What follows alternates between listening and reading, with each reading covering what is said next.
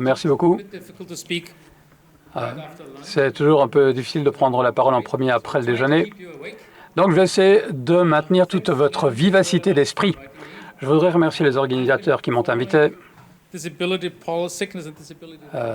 suis l'évolution des politiques de la santé dans les pays de l'OCDE depuis 25 ans. Et c'est vraiment intéressant de voir comment les choses évoluent. C'est un domaine très complexe. Et il est même difficile de pouvoir réaliser des petits pas d'amélioration. Alors, je ne sais pas à quel point ce pays-ci va pouvoir faire des grands pas. Je pense que c'est un pays qui a beaucoup de difficultés politiques et donc il n'est pas facile d'avoir un changement significatif en 2 coups de cuillère à peau. Alors, dans la session précédente, on a parlé de programmes concrets de la Belgique dans sa situation et je vais prendre du recul parce que je vais voir les choses au niveau international. Je ne vais pas aborder les programmes détaillés, mais je voudrais prendre une vision mondiale des choses, peut-être même plus mondiale que ce que vous eussiez pensé, parce que je voudrais parler de mes conclusions de 25 ans de travail dans ce domaine. Donc, pas spécialement sur la Belgique, mais ce que sont les principales pierres d'achoppement pour tous les pays qui font face à ce domaine et ce que sont finalement les enseignements principaux que je peux en tirer. Et peut-être pourrons-nous être d'accord sur ces conclusions. Si tel est le cas, comment ceci peut-il se traduire dans la pratique? Comment l'expérience internationale peut-elle, disons, percoler dans les actions des différents pays? Il y a peut-être des solutions que l'on peut y trouver et d'autres questions ne connaissent peut-être pas de solution. Avant d'aborder ces enseignements majeurs, il y en a 5, je voudrais peut-être m'attarder sur quelques graphiques. Déjà, pour situer la Belgique dans le contexte international. La politique du handicap et des compensations vise à permettre l'inclusion économique et sociale des personnes ayant un handicap. On mesure cela sur base des étalons de pauvreté dans les pays et du taux d'emploi. Ici, vous avez les 2 courbes qui sont la moyenne de tous les pays de l'OCDE entre 2005 et 2019. On a fait 2019 parce que cette étude a été faite au milieu de la pandémie et donc on a préféré exclure les dates, les données après ou pendant la pandémie puisque ces chiffres étaient biaisés. Alors, ce transparent donne un message clair. D'abord, il y a un écart très fort du taux de chômage chez les personnes avec ou sans handicap et deuxièmement, en 15 ans, ce fossé ne s'est pas comblé, ce qui est un problème parce que beaucoup de pays, à l'époque peut-être pas la Belgique, mais avaient connu des réformes de l'handicap. Toutes ces réformes avaient pour but d'augmenter la participation à l'emploi pour les personnes souffrant d'un handicap. Et donc, ce premier transparent semble indiquer qu'on n'y est pas arrivé. Et donc, ce groupe de population n'a pas pu améliorer sa situation. Alors, on parle d'handicap en termes de capacité, évaluation de capacité ou de capacité auto-évaluée, mais ça fait quand même 25 ans que je travaille dans le domaine et je conclus peut-être que l'auto-évaluation est probablement la variable la plus intéressante parce que si quelqu'un a le sentiment d'être discriminé, cette information-là est peut-être plus importante encore que des évaluations techniques très compliquées, techniquement difficiles à mesurer. Donc, cette auto-évaluation, il ne suffit pas de dire c'est un biais parce que c'est subjectif. Je pense au contraire que c'est une mesure très forte, très efficace de la perception de l'handicap ou de la discrimination. Alors, j'ai oublié une chose, je reviens en arrière. Là, je n'ai pas parlé de la Belgique, parce que c'est quand même un enseignement important. Le taux d'emploi des personnes handicapées en Belgique est très mauvais. C'est un des pires de l'OCDE. Dans certains pays, on comprend pourquoi. En Belgique, on ne comprend pas bien pourquoi. Donc l'écart de l'emploi, du taux d'emploi chez les personnes handicapées et non handicapées est marquant. Alors en Belgique, il y a beaucoup de... Il y a le système des pré-retraites, de la pré-pension, qui explique certaines choses. En Autriche, on a ça aussi, mais en Belgique, le taux d'emploi est quand même relativement faible par rapport à la moyenne de l'OCDE. Et le deuxième transparent donne à peu près le même système. Mais ici, on regarde le taux de pauvreté des personnes handicapées et non handicapées. Et donc, les personnes vivant dans des ménages pauvres, donc ayant moins que la moyenne du pays, 60% de moins que la moyenne. Et donc, on voit que dans le temps, en fait, ce fossile s'est encore approfondi dans la moyenne de l'OCDE et en Belgique. Donc, on pourrait dire, voilà, les réformes que nous avons envisagées n'ont pas été efficaces, en tout cas en moyenne. Un graphique encore pour planter le cadre de la discussion concerne des personnes qui reçoivent un paiement d'invalidité. Bon, certains pays parlent de compensation, de pension, il y a différents termes. Donc, ça dépend un peu du système, la manière dont les structures. Donc, moi, je dis paiement parce que c'est neutre. Ça reprend tous les systèmes. Ça peut venir, sont des primes d'assurance ou des paiements d'assurance. Et pour d'autres, n'ont pas de système d'assurance. Il peut y avoir des systèmes forfaitaires. Donc, il y a vraiment beaucoup de systèmes différents. Et donc, on y reprend tout. Et on constate 2007 et 2018 comme années marquantes, où l'on voit que la Belgique est assez bien placée,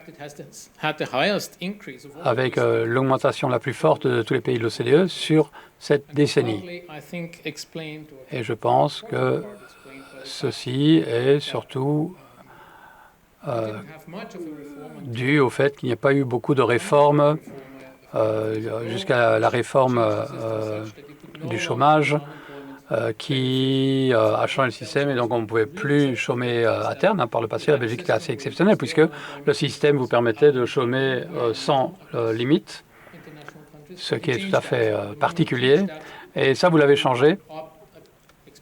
Et donc, ce qui en a résulté, c'est un passage, un transfert des personnes qui sont passées du chômage au système d'incapacité. Et ça explique la forte augmentation dans la décennie avant Covid. On voit également une différence massive entre les pays de l'OCDE. Donc, on a l'impression que c'est dû au hasard. Et ça ne reflète pas les différences qui existent en matière de santé et d'invalidité dans le pays, mais ça est un reflet des systèmes de sécurité sociale dans les pays. Dans beaucoup de pays, les personnes avec un handicap tendent à recevoir d'autres compensations, de l'assistance sociale, de la pré-retraite, pré-pension. Et certains pays, tels que la Norvège, ou les pays baltes, là, les personnes justement qui ont un handicap vivent d'une compensation handicap et donc ils sont forcément très élevés. Et donc, quand on voit les différents indicateurs, on voit que la partie des gens qui reçoivent une compensation, à ce moment-là, ce serait beaucoup plus aligné entre les pays. La conclusion en est que les compensations pour handicap sont un système assez particulier qui peut attirer beaucoup de monde.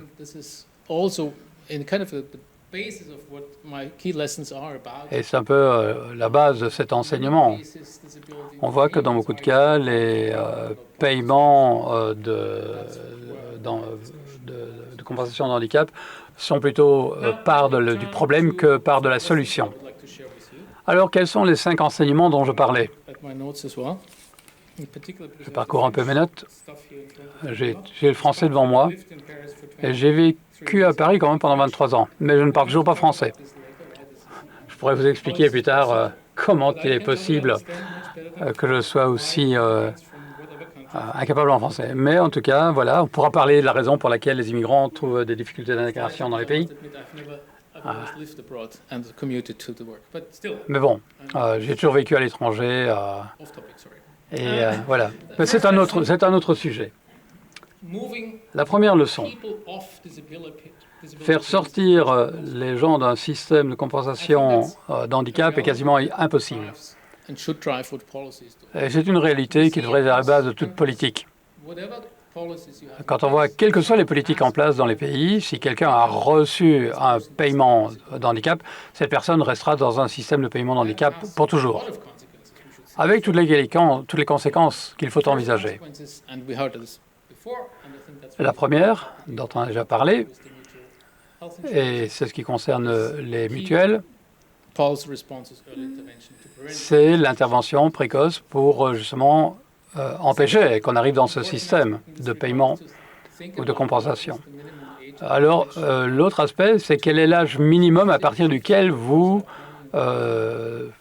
acceptez de rentrer dans ce système de compensation. Beaucoup de pays envisagent d'augmenter cet âge fortement et pas de passer de 16 à 18 ans. C'est pas ça qui va faire une différence, mais on dit peut-être qu'il ne devrait pas y avoir de paiement permanent, sachant qu'un impact de cela est qu'on exclut des gens du marché de l'emploi, des personnes qui ont 18 ans. Et il y a certains pays qui envisagent de le concéder à partir de 30 ou 40 ans. Alors, à partir d'un certain âge, on peut se dire que, bon, on a un peu raté la marche. Et bon, c'est vrai que si on perd son emploi après 50 ans, c'est extrêmement compliqué de retrouver un emploi. Et c'est vraiment très frustrant quand on voit les chiffres. Alors, une troisième conséquence importante du fait que ces compensations sont un piège, c'est qu'il faut obtenir ça quel qu'ait été votre statut de revenu. Donc il faut... parce qu'il y a des coûts que l'on couvre avec ces paiements, donc il ne faut pas les perdre selon la situation, le statut qu'on a. Alors, que font les pays? Alors, il y a beaucoup d'évolutions, beaucoup de changements qui sont relativement peu efficaces. Et dans beaucoup de pays, on ne peut les recevoir que pendant un certain laps de temps. Donc, on fait beaucoup d'efforts pour faire une compensation provisoire, on réévalue, et les données montrent qu'à peu près 100% de ces gens-là passent d'un système provisoire à un système permanent. Donc, ça ne sert pas à grand-chose. Une autre chose vaine, c'est que beaucoup de pays ont développé des politiques qui vous permettent de faire un essai de travail alors que vous êtes encore en compensation. Et donc, vous avez une suspension, vous retournez travailler, et puis, si ça ne marche pas, retournez au système de compensation. Alors, on le permet pour quelques semaines, puis pour quelques mois. Après, on le permet pour quelques années. Le résultat est mauvais puisque personne ne profite de cette possibilité. Personne ne le fait. Alors, je me dis que peut-être pourrions-nous à un moment donné se dire que si quelqu'un a reçu un paiement, une compensation quasiment permanente, on n'a plus à s'inquiéter de savoir s'il travaille ou pas. Parce que Ils reçoivent leur compensation pour toujours, et puis voilà, et maintenant, ils travaillent pour autant que c'est jouable. Parce que s'ils travaillent, c'est bon pour la personne, pour son état d'esprit, pour le pays, pour les taxes, pour tout le monde. Aucun pays n'a suivi cette voie-là, en se disant, bon, on s'est peut-être trompé à vous donner cette compensation permanente, mais maintenant, quand vous la donnez, vous l'avez. Et on va quand même vous aider à retourner à l'emploi, vous réintégrer dans l'emploi, si possible. Une autre solution que beaucoup de pays ont essayé, c'est d'avoir des compensations intermédiaires, de réhabilitation, de reformation, qui sont quelque part entre le chômage et l'incapacité primaire. On vous donne donc une compensation qui vous permet de retourner quand même au travail. Alors je dis, pourquoi est-ce que vous n'utilisez pas ce que vous avez déjà comme moyen de paiement? Pourquoi est-ce que vous avez des nouveaux types de compensation? Alors vous dites, si ça ne fonctionne pas, alors de toute façon, vous allez recevoir une compensation d'handicap. La Norvège, par exemple, avait introduit une compensation de réhabilitation médicale, puis de réhabilitation professionnelle, puis de réhabilitation médicale. Bon, c'était extrêmement compliqué, très difficile à gérer. Mais bon, de toute façon, au bout du compte, la personne recevait une compensation. Donc, ce système est très difficile à faire marcher. Si vous avez quelqu'un qui est en compensation de réhabilitation, il faut qu'il se réhabilite, qu'il retourne au travail. Bon, ça veut dire que votre capacité de travail est limitée, on va voir ce qu'on peut en faire. Et ça, c'est un message important, parce que c'est très dangereux. La deuxième leçon sera également un peu provocative. L'évaluation exacte de qui peut travailler et qui ne peut pas travailler est quelque chose de très compliqué, voire impossible.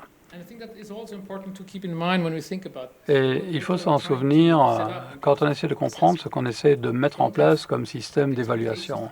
Il ne faut pas avoir des attentes qui sont impossibles à réaliser.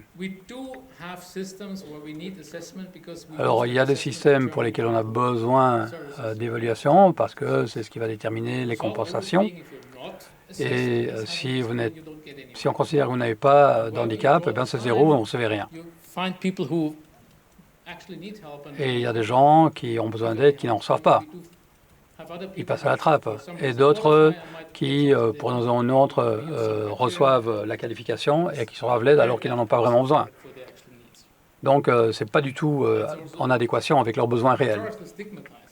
En plus, c'est stigmatisant. Donc, tu as un handicap, là, et maintenant, va sur le marché aux emplois, sur le marché de l'emploi. Et l'employeur dit, bon, il y a quelqu'un, il faut lui dire, il y a quelqu'un qui a un handicap, il n'est pas 100% capable de travailler, on vous vend la personne, entre guillemets, et on vous donne tous les soutiens. Pourquoi pas dire seulement, voilà la personne, voilà ses capacités, voilà ce qu'elle est capable de faire, est-ce que vous pouvez utiliser ce salarié? Une situation bizarre. Donc, on vend des gens avec un handicap que l'on vend avec leur incapacité, plutôt qu'avec leur capacité. La Convention des Nations Unies sur le droit des personnes ayant un handicap s'écarte de cela. C'est une convention fantastique et qui va vraiment très loin.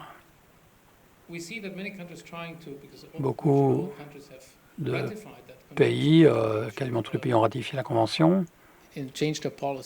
Et donc, ça veut dire qu'elles devraient aligner leur politique avec cette convention, mais bon, il y a loin de la coupe aux lèvres.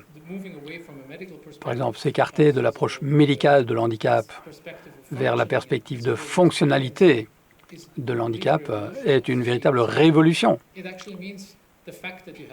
Ça veut dire que le fait que vous aviez un problème de santé ne veut pas dire que vous êtes handicapé. Si vous êtes en chaise roulante et que vous pouvez faire quasiment tout dans la vie ou sur le marché de l'emploi qui soit adapté, vous n'êtes pas avec un handicap. D'autres ont des problèmes de santé comme, comme on l'évalue, on considère que c'est léger dans notre système et en réalité, ces personnes-là sont extrêmement handicapées dans la mesure elles sont incapacitées. Et ça, c'est quelque chose qui n'est pas forcément reconnu dans tous les systèmes d'évaluation de l'incapacité. Beaucoup de discussions ont lieu dans le cadre des réévaluations. Évaluer, réévaluer sont les deux parties de la même médaille, les deux côtés de la même médaille. Si on estime évidemment que l'évaluation est très problématique, la réévaluation ne l'est pas moins. La réévaluation ferait du sens parce que le handicap n'est pas quelque chose de nécessairement permanent en termes de santé et en termes d'impact. Si on développe des outils qui vous permettent de travailler avec l'incapacité X, eh bien, vous n'êtes plus handicapé au niveau de l'emploi. Vous n'êtes plus limité. C'est pour ça que les réévaluations sont importantes. Et beaucoup de pays ne prévoient pas cela. Et le cas échéant, la réévaluation, c'est simplement d'interviewer la personne pour lui demander si quelque chose a changé. Alors, les gens peuvent dire, vont pas dire, oui, je crois que je ne suis plus bon pour toucher la compensation. Une autre conséquence, c'est que, enfin, on peut voir si on peut travailler sans évaluation. Est-ce qu'on en a vraiment besoin? Là, la question est plutôt philosophique, mais également pratique. Un des pays qui va dans cette direction, et vous imaginez que les médias se font voix, c'est le Royaume-Uni, qui veulent supprimer cette évaluation de la capacité de travail. Ce qui implique que certains types de compensation ne sont pas nécessaires parce qu'il y a d'autres compensations alternatives pour cela. Et le Royaume-Uni a un système très fort quant à des compensations particulières pour compenser les coûts découlant de l'handicap. Et ce n'est pas du tout la même approche que d'autres pays. Le Royaume-Uni, c'est un bon exemple, et certains pays suivent cela, mais disent que finalement, ça ne marche pas trop bien. Depuis 2 ans, ils disaient identifions ceux qui ne peuvent vraiment pas travailler, on les sort et ils reçoivent une compensation de handicap, et on change le système de manière fondamentale pour ceux qui peuvent quand même encore travailler. Alors, qu'impliquent ces changements? Plusieurs choses. Si on veut être positif, eh bien, on peut se dire qu'on peut faire en sorte que cette personne puisse retourner travailler, on peut changer le système de telle manière que ces personnes se sentiront davantage responsables pour se former, chercher du travail, comme c'est le cas de tout demandeur d'emploi, mais bien sûr en accord avec leurs capacités. Si on fait passer ce genre de message, je sais que ce n'est pas simple, mais il faut mettre en valeur les aspects positifs du message.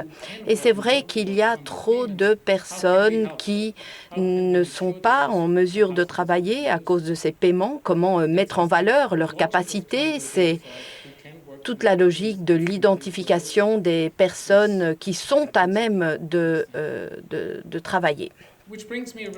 Et j'en viens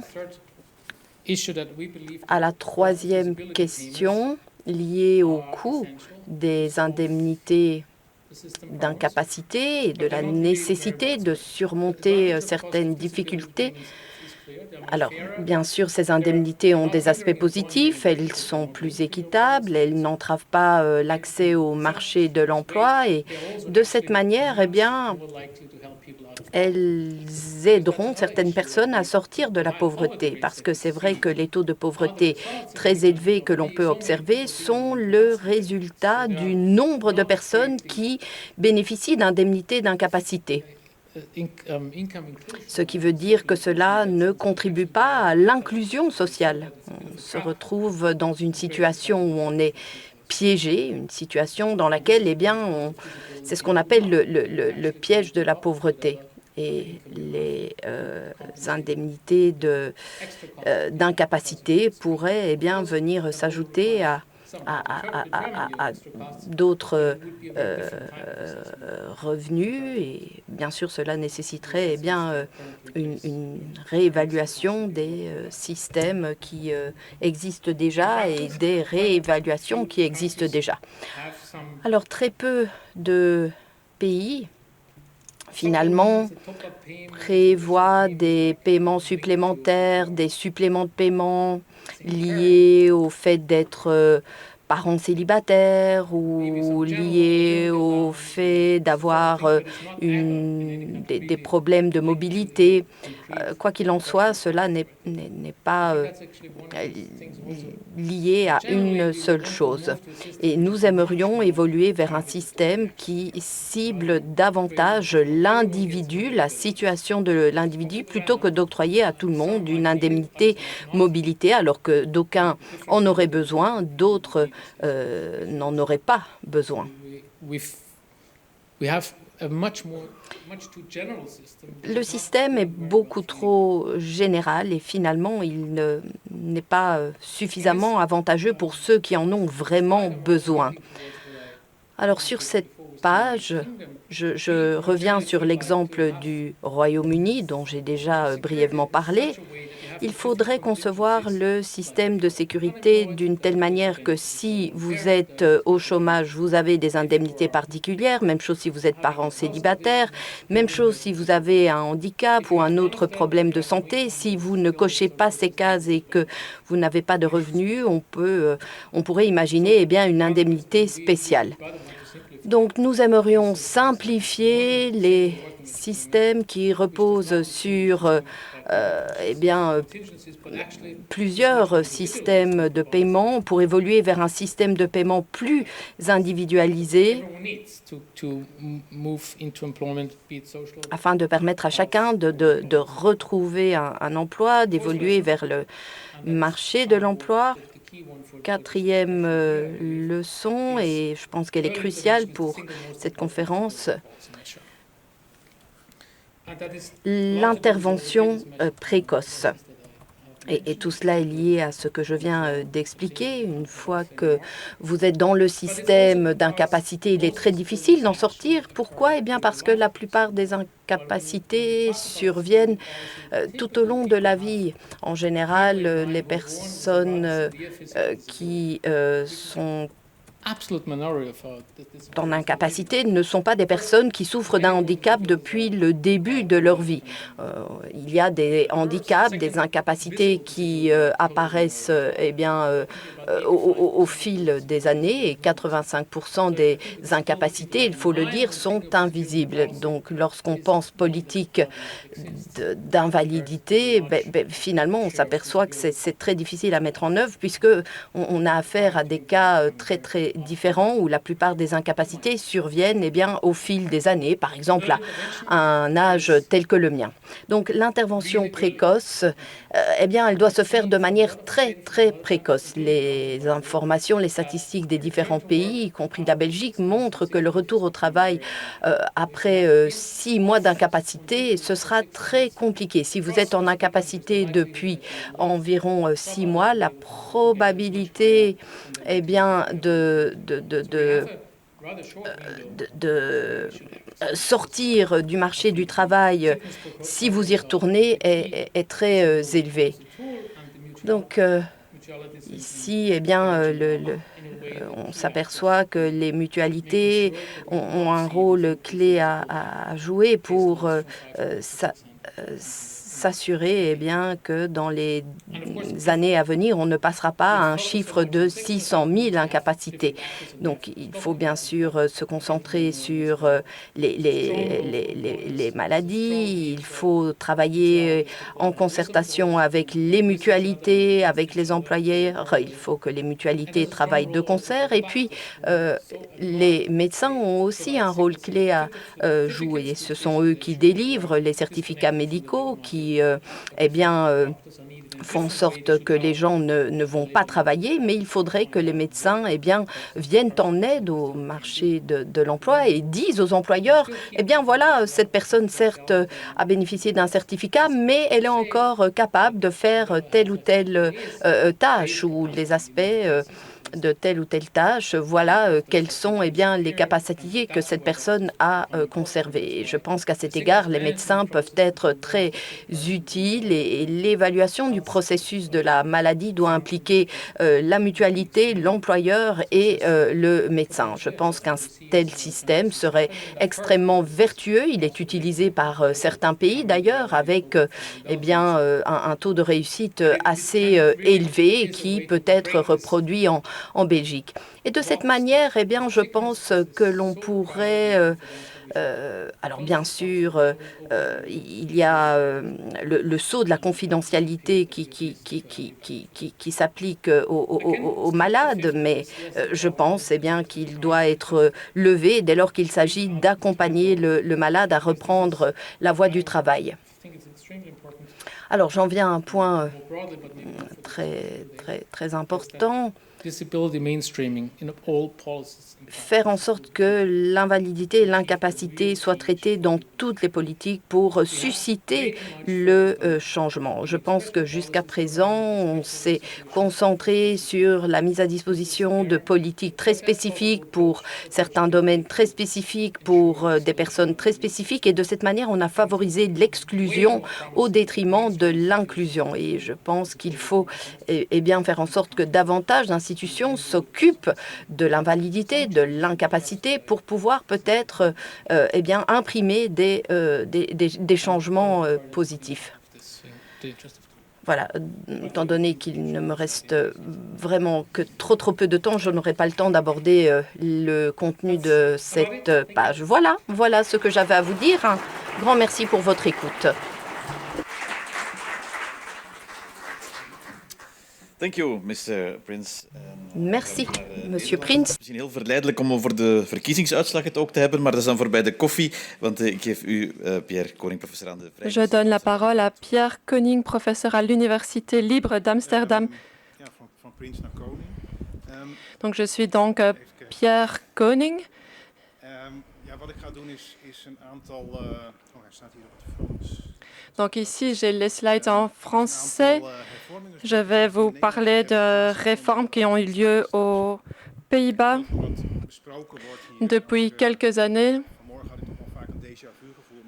Il y aura peut-être une impression de déjà-vu concernant le contexte parce que, évidemment, c'est le nombre de personnes en incapacité de travail qui augmentait qui nous a poussé à mener ces réformes il y a déjà 15 ans, en fait, 20 ans même.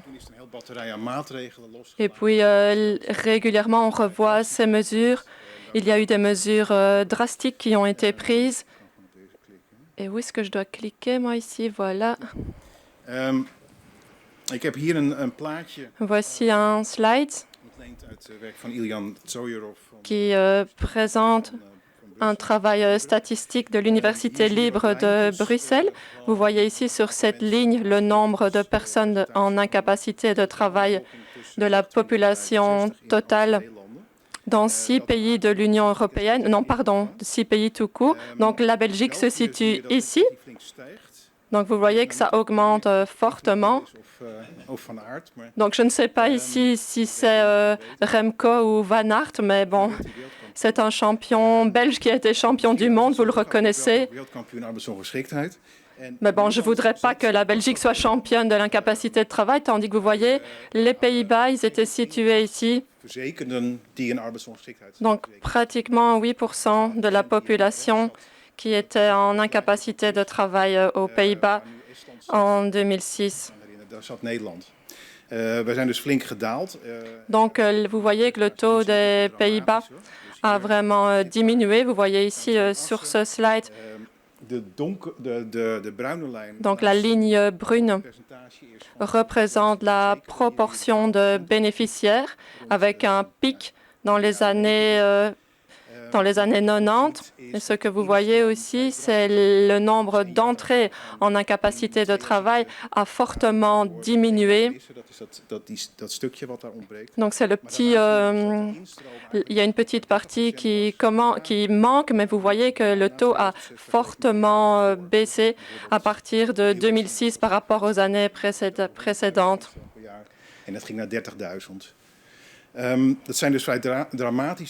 Donc voilà, c'est un effet dramatique vraiment percutant des 3 types de réformes qui ont été appliquées aux Pays-Bas wel in heel verschillende maten. En ik denk dat et qui ont eu différents effets dans différentes mesures. ik nog eerst heel even teruggaan in de tijd. Je vais recommencer par la première. We hadden het, rond de eeuwwisseling werd vaak de Dutch disease. On parlait souvent de syndrome hollandais dans la presse, de la maladie hollandaise, Dat we veel gas exporteren en parce qu'il y avait énormément de personnes en incapacité de travail et ça fait exploser les coûts. waar de Nederlanders zich veel meer bewust van was dat we gewoon een heel hoog arbeidsongeschiktheidspercentage hadden. Donc il y avait près d'1 million de personnes qui étaient en incapacité de travail aux Pays-Bas à ce moment-là. Et dans les années 80, il y a eu un Premier ministre qui s'appelait Lubbers et c'est lui qui a lancé Zijn was van, ja, dat gaat mij niet les réformes. af.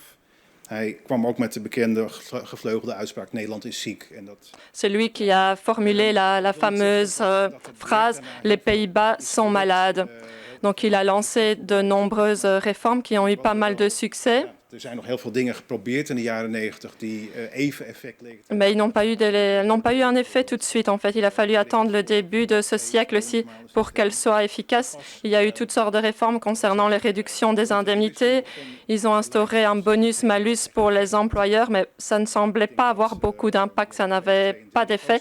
Il y a eu un effet temporaire, puis la courbe a recommencé à monter. Laat ik het hebben over de eerste golf van On va s'attarder sur la première vague de réformes verbaasd naar kijken. Dat is dat qui intrigue en fait les pays, nos pays voisins, la Belgique notamment. we hebben mee begonnen door Donc on a commencé in 1996. à partir de 1996 Eerste jaar van ziekte eigenlijk voor rekening. à dire que pendant la première année de maladie, ce sont les employeurs qui continuent à payer le salaire. Et puis plus tard, il y a eu une autre réforme pour qu'ils continuent pendant la deuxième année de maladie. Donc ça a eu des effets quand même drastiques. Of overschat wat het effect is geweest dan. Il ne faut pas non plus surestimer les effets que ça a eu.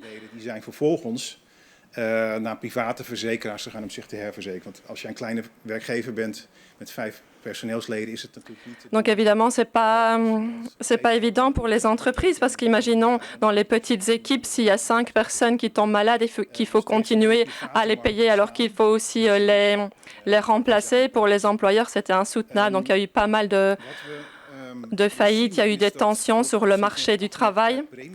Mais depuis 1998, il y a aussi un système de primes, de compensation en fait pour les employeurs parce que les employeurs vous laissent prévenir des risques de paiement des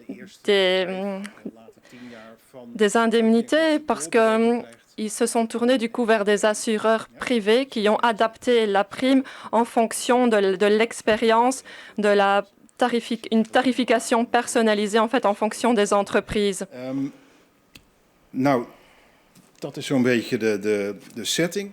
Donc ça, c'est un peu pour vous donner le contexte. Et vous voyez ici que les Pays-Bas est presque les champions du monde pour les périodes les personnes aux Pays-Bas restent moins longtemps en maladie. Et vous voyez ici en Belgique, en fait, la partie en bleu foncé indique la partie des indemnités qui est payée par les employeurs. En bleu clair, c'est les autorités publiques. Donc vous voyez qu'aux Pays-Bas, ce sont les employeurs qui payent tout pendant les 2 premières années, tandis qu'en Belgique, c'est l'assurance publique qui prend pratiquement tout en charge. Ja, het kan dus gewoon zo zijn dat je 2 jaar lang loon doorbetaalt. Dus daar zit een hele stevige prikkel. En de vraag is natuurlijk, heeft dat gewerkt? Évidemment, la question est est-ce que ça a marché, ces mesures pour les employeurs? Donc la réponse est oui, mais... differentiatie in de eerste jaren gewerkt heeft. Donc évidemment, ce qu'il y a eu comme souci, c'était la différenciation de primes, la tarification personnalisée pour les assurances privées qui ont été prises par les employeurs. Mais cet impact a eu un léger retard, en fait. Ça n'a pas été ressenti directement. Il y a eu une période de plus ou moins 2 ans, les effets de cette prime. Je bent dat contact verloren met die werknemer.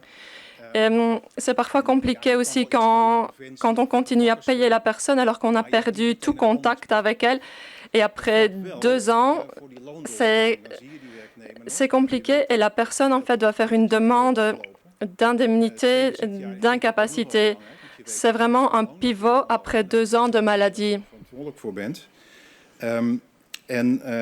Wat dat betreft is die prikkel more salient. Dus die heeft meer zichtbaarheid en die leidt eerder tot aanpassingen in gedrag van de werknemer. Donc ça a demandé pas mal d'adaptations au niveau des employeurs dans leur politique de ressources humaines, de gestion des ressources. Donc la différenciation de primes, comment est-ce que ça s'est passé?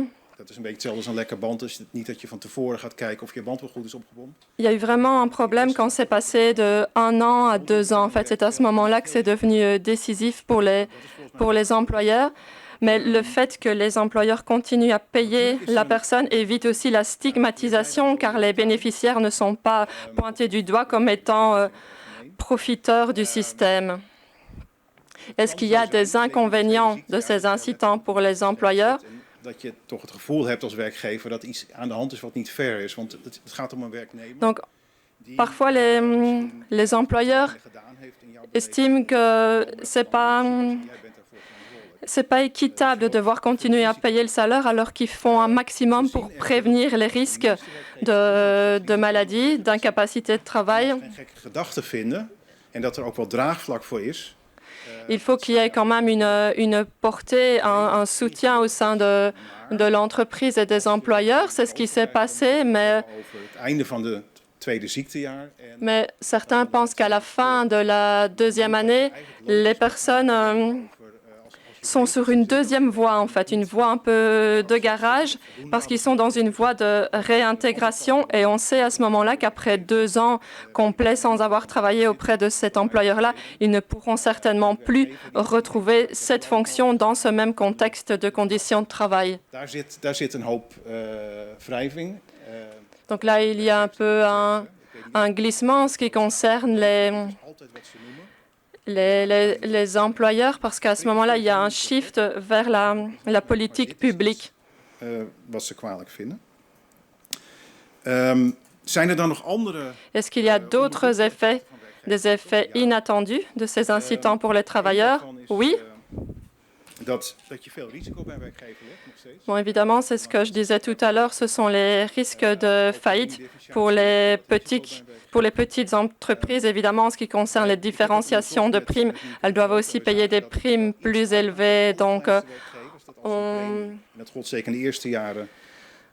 on constate que si le taux augmente d'1 point de pourcentage pour la prime d'assurance maladie, donc cette tarification personnalisée dont on parlait tout à l'heure, il y a 0,15% de point de pourcentage pour l'augmentation des faillites. C'est vraiment un problème au niveau macro pour la gestion, l'organisation des entreprises. Deuxième point qu'on a analysé aussi, c'est que les primes plus élevées augmentent aussi les taux de licenciement. Donc, plus les primes augmentent, plus les taux de licenciement augmentent. Un autre point qui est plus léger. Donc, il y a moins de personnes avec des problèmes de santé qui peuvent bénéficier d'emplois plus flexibles. Donc, c'est ce qu'on a un peu examiné au sein de mon groupe de travail, c'est qu'il y avait une situation initiale et on ne voyait pas que les personnes avec les incapacités de travail avaient plutôt des contrats à durée temporaire. Mais ce qu'on voit par contre, si on regarde les personnes qui proviennent du chômage, eh ben, en fait, c'est cette partie de la population-là qui constitue la plus grande partie des entrées en incapacité de travail. Donc, vous voyez ici sur ce slide, ce que ça montre ici, c'est que les entrées en incapacité de travail. Donc, ce sont ici en orange les personnes qui ont une incapacité. Ce n'est pas nécessairement les personnes qui reçoivent une indemnité, mais qui ont bien un problème de santé. Donc ici en orange pour les Pays-Bas. Met een handicap door kunnen werken dankzij hun werkgever. Donc, le but, en fait, est que les personnes avec un handicap, avec une incapacité, puissent continuer à travailler, mais le taux d'emploi est beaucoup moins élevé pour ces personnes que pour la population générale. Donc, ce gap, ce fossé, en fait, d'emploi reste le même.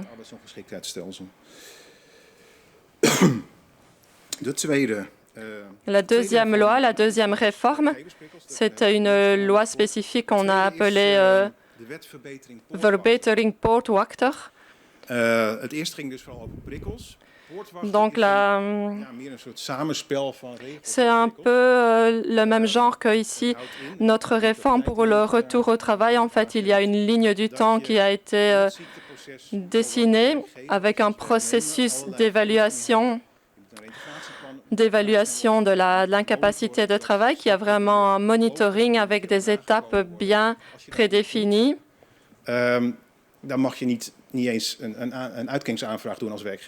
Donc, si la personne ne suit pas en fait ce système, l'employeur ne pourra pas prétendre à des incitants. Il peut aussi y avoir une sanction sur le salaire donné par l'employeur.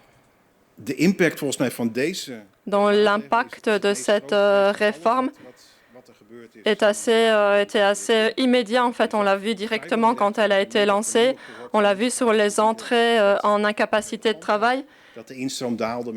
Ils ont diminué directement de 35%, plus ou moins. Donc, ça a un effet quand même significatif. Je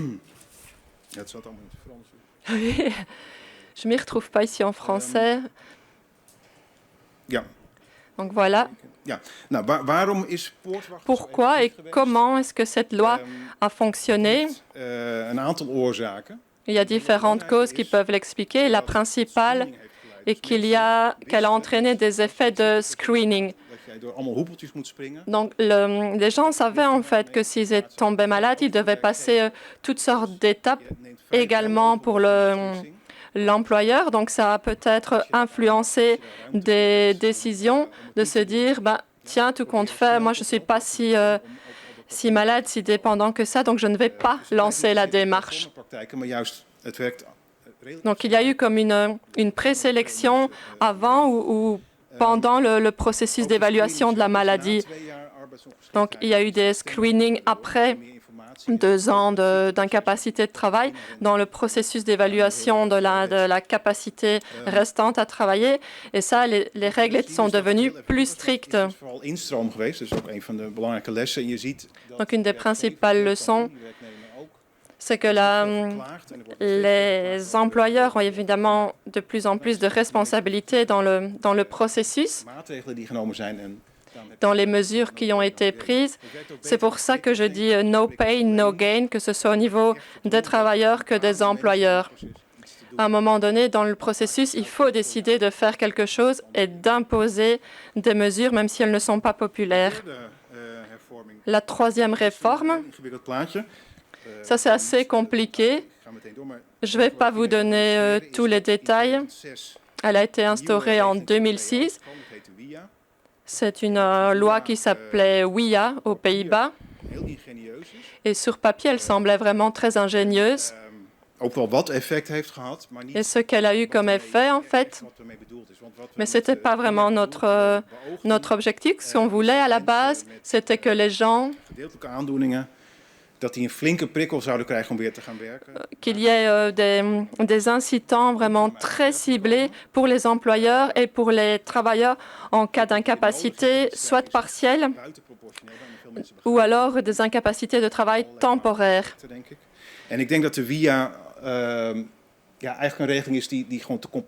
Donc, via cette loi, la situation est devenue, le système est devenu encore plus complexe. binnen de WIA een onderscheid maken tussen twee regelingen. Donc dans la WIA, on fait la différence entre l'IVA, qui est le régime d'incapacité de travail permanent, et le WGA, qui est le système d'incapacité de travail temporaire. Donc on a défini des incitants pour les employeurs, pour les travailleurs. En op die tweede regeling. En fait, les premiers qui ne répondaient pas aux incitants du premier régime ont été tous poussés vers le second régime. En théorie, ça pouvait marcher, mais on a pu constater en pratique qu'il y avait des gens qui restaient en fait sur le carreau du système. In die regeling voor permanent of volledig te krijgen. Et vraiment essayer d'éviter que les gens tombent dans le système permanent d'incapacité. Ça a eu d'autres impacts, aussi bien pour les employeurs que pour les travailleurs, mais aussi pour les assureurs privés qui ont profité pour monter les primes. Donc le système est devenu encore plus compliqué, plus complexe. Donc voilà les principales leçons que je voudrais tirer. Ce sont les trois suivantes.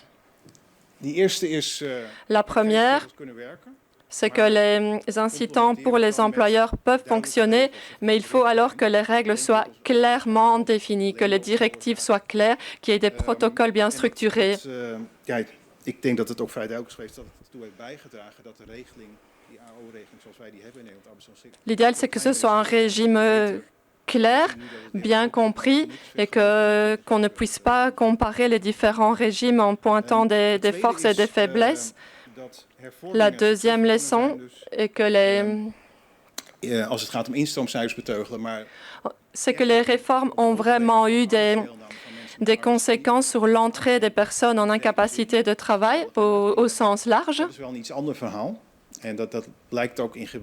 Mais en ce qui concerne le taux d'emploi de toute la population, c'est une autre histoire parce que ces réformes ont mené en fait à une segmentation du marché de travail. Il y a des gens qui ont vraiment été mis sur le côté, sur la voie de garage dont je parlais tout à l'heure. Et enfin, les régimes sont complexes. On peut les imaginer, ils peuvent nous sembler très clairs sur papier, mais en pratique, ce n'est pas toujours le cas. Il faut être ouvert aux changements, aux ajustements. Et ouf, je suis pile poil dans le temps. Merci beaucoup. Dank u wel, meneer Koning. Mr. Prince, join us. We hebben toch nog wel wat tijd voor enkele vragen uit de zaal. Nous avons quand même le temps de recueillir les questions dans la salle. Donc, si vous avez des questions pour l'un de nos orateurs, n'hésitez pas à les poser. Levez la main, n'hésitez pas. Voilà, je vois ici monsieur. J'arrive avec le micro. Hello, my name is Thomas Wouters from Accent Jobs. I have a question for. Alors j'aurais une question pour vous, Monsieur Prince.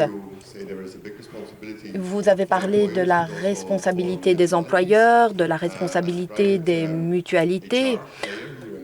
Alors moi, je m'occupe de ressources humaines ici en Belgique et j'aimerais savoir s'il y a des pays qui ont fait l'objet de votre étude et dans lesquels des responsables privés des ressources humaines ont pu œuvrer à la collaboration entre les mutualités et les personnes en arrêt maladie.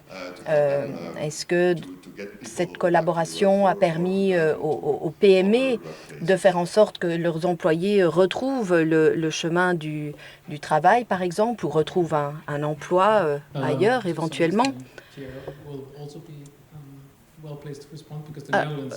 Je pense que Pierre pourra également répondre à cette question, puisque les Pays-Bas sont également concernés par le fait que les employeurs néerlandais doivent préparer un plan de réintégration de l'employé.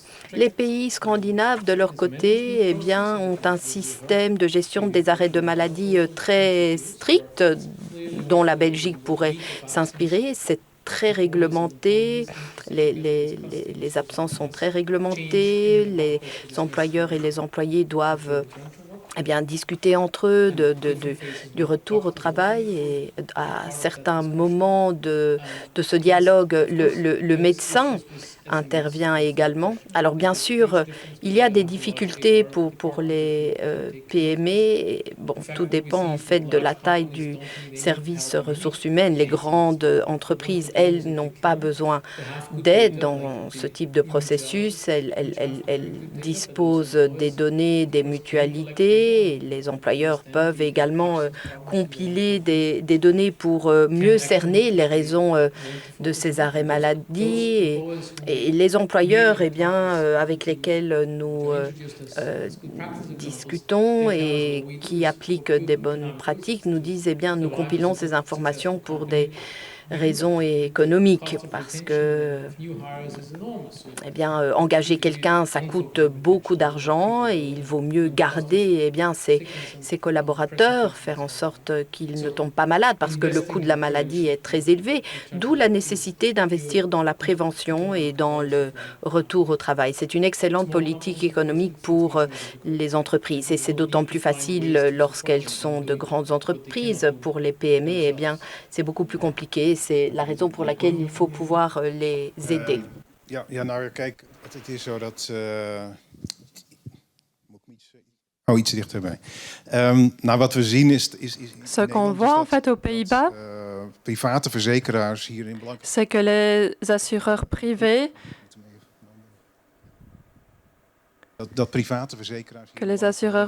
ont un rôle important à jouer là-dedans. Donc les petites entreprises ne peuvent pas prendre le risque, ne peuvent pas l'assumer, mais elles n'ont pas non plus l'infrastructure RH pour...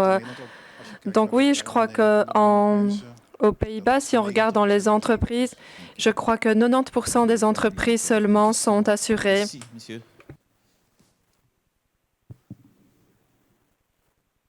Christian Horemans, bedankt voor de interessante presentatie. Merci pour vos présentations intéressantes. J'ai une question pour Monsieur de Koning. Donc, ces réformes importantes aux Pays-Bas, comment est-ce que les citoyens, comment est-ce que les partenaires sociaux, les syndicats ont réagi face à ces mesures? Comment est-ce qu'elles ont été perçues? Le problème, c'est posé il y a une vingtaine d'années. Les Pays-Bas, la situation était vraiment malsaine à ce moment-là. Donc tout le monde était conscient qu'il devait se passer quelque chose. Et à ce moment-là aussi, il y avait un conseil socio-économique. C'est une plateforme importante qu'on a pour les travailleurs et les employeurs. Donc eux aussi savaient que si on ne faisait rien, en fait, dans les 10 prochaines années, on allait se retrouver avec un éléphant dans la pièce. Donc pour ne pas empirer la situation, on a réfléchi donc quelles étaient les affections qu'on devait éviter, quelles étaient les indemnités, comment instaurer des diminutions ou des augmentations d'indemnités, mais tout ça ne fonctionnait pas. Ça a été accepté.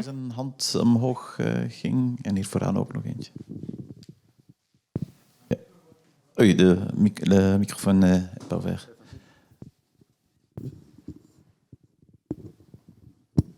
Okay. Hello? Yeah. Hi, I'm Pedro. I work in Brussels at Verendart. Je suis médecin conseil à Bruxelles. On capacity and we talk a lot about reactivating people. My experience is that Je suis là pour réactiver les gens et mon expérience c'est qu'il y a beaucoup de gens à Bruxelles qui ne doivent pas être réactivés, qui doivent être seulement activés. 60% de mes patients n'ont pas travaillé 6 ans dans toute leur vie, quel que soit leur âge.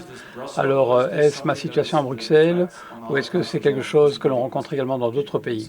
Telle est ma question. Alors, je crois que, quels que soient les problèmes auxquels vous faites face, soyez sûr que les autres pays font face aux mêmes problèmes. La Belgique n'est exceptionnelle à aucun niveau. C'est ce qui rend les politiques de l'handicap très difficiles parce qu'il y a différents groupes d'utilisateurs. Et si on a été écarté du marché de l'emploi aussi longtemps, ou si ça a été très morcelé, alors ça devient extrêmement compliqué par rapport à quelqu'un qui a travaillé dans le même métier pendant 30 ans, qui part pendant un certain temps et qui retourne à son métier. Mais donc votre situation est bien plus compliquée. Vous allez devoir impliquer toute une série d'autres services. Il est probable que vos clients ont toutes sortes de besoins qui sont des problèmes d'emploi, de santé, de compétences sociales. Donc tous les services compétents vont devoir agir en même temps, avec une probabilité de réussite bien moindre. Est-ce typique des grandes villes? Probablement, oui. Mais il y a également des différences régionales assez marquées. Il n'y a pas seulement le rural, l'urbain,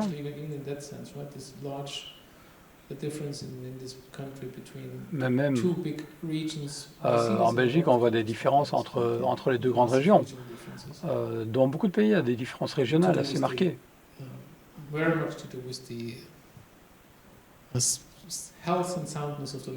C'est souvent lié justement à la santé du marché de l'emploi. Il y a aussi des différences régionales comme ça, ou alors c'est un plat pays où tout est pareil? Nou ja, voor zover dat. Non, en fait, bijstand speelt. Dus voor langdurige werkloosheid dan. je pense qu'il y a aussi des différences au niveau des indicateurs pour le chômage et pour différentes choses au niveau de la sécurité sociale. Donc, la dernière question ici pour monsieur avant la pause café. Donc, j'ai aussi une question pour Pierre Koning. Quelle est votre estimation de l'impact de ces mesures pour les entreprises néerlandaises, pour la sécurité sociale, pour la responsabilisation qui est liée à tout ça sur l'économie néerlandaise, sur la compétitivité des entreprises néerlandaises? C'est une question intéressante. Dat het werkgevers minder heeft belemmerd dan je misschien zou verwachten. Donc, il y a peut-être moins de dilemmes que ce qu'on avait pensé. Au début, en tout cas, on a pensé qu'il y a eu, en tout cas, plus de contrats flexibles pour les travailleurs. Et ce qu'on a eu comme effet secondaire, c'est que les obligations de lancer les trajets ont eu des répercussions. Encore une dernière question. We want to ask this question. So thank you for the international perspective. I think it's very interesting and complementary to. Merci pour la perspective internationale. Je crois que c'est très complémentaire avec ce que nous faisons. Ma question serait la suivante. Vous avez dit les conseils, ce qu'il faut faire ou ne pas faire, ou les leçons. Pouvez-vous nous dire ce qui se passe aujourd'hui? Quels sont les messages clés que vous donneriez aux politiques en Belgique? Où est-ce qu'on est en bonne voie et où est-ce qu'on est en mauvaise voie? Le ministre n'est plus là, donc vous pouvez parler librement. Tout d'abord, je dirais que j'ai été très impressionné par ce qu'a dit le ministre. Ça semble vraiment être une opportunité, c'est de garder ce ministre pendant quelques temps.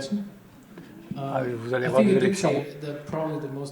Je dirais que pour la Belgique, le plus important, c'est l'intervention précoce. Donc, je crois que c'est le public cible pour ça.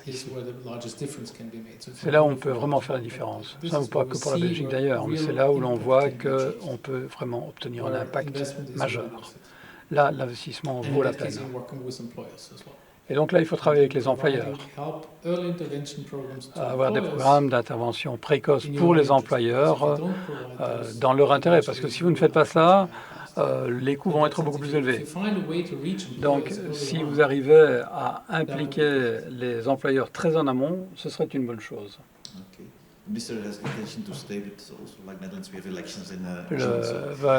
Voilà, nous aussi, on a des élections aux Pays-Bas.